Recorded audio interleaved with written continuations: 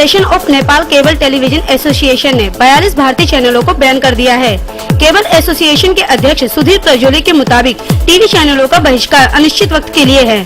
Association का कहना है कि भारतीय टीवी चैनलों पर देश की अखंडता की रक्षा के समर्थन में प्रतिबंध लगाया गया है। गौरतलब है कि हाल ही में नेपाल ने नए संविधान को लागू किया है, लेकिन तराई के मधेशी और थारू लोगों का आरोप है कि इस संविधान में उनके अधिकारों की अनदेखी हुई है। इसके बाद से ही भारत और नेपाल के बीच कूटनीतिक स्तर पर तनाव बना हुआ है। नेपाल के गृह मंत्रालय के प्रवक्ता ने भारत पर आरोप लगाया था कि भारत नेपाल की अघोषित आर्थिक नाकेबंदी कर रहा है। भारत की भूमिका के विरोध में नेपाल में विरोध प्रदर्शन भी हुए हैं।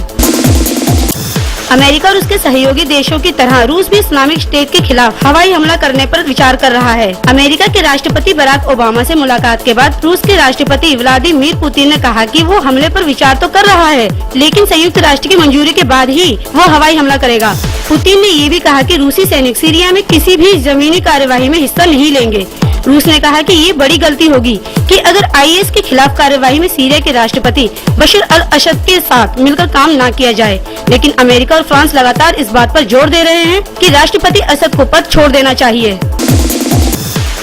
अफगानिस्तान की सेना ने उत्तरी शहर कुंदूज को तालिबान के कब्जे से छुड़ाने के लिए सैनिक कार्यवाही शुरू कर दी है। ये शहर सोमवार से तालिबान के कब्जे में है। पुलिस प्रवक्ता के मुताबिक आतंकियों ने एक जेल पर कब्जा कर तालिबान के सदस्यों समेत 500 कैदियों को छुड़ा लिया।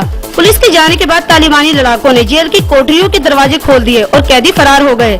उन्होंने बताया कि बाहर सड़कों पर तालिबान लड़ाके छोटे और भारी हथियारों के साथ देखे गए। शहर में बिजली और फोन नेटवर्क बंद हैं और जिसकी वजह से फौज को वापस लौटना पड़ा।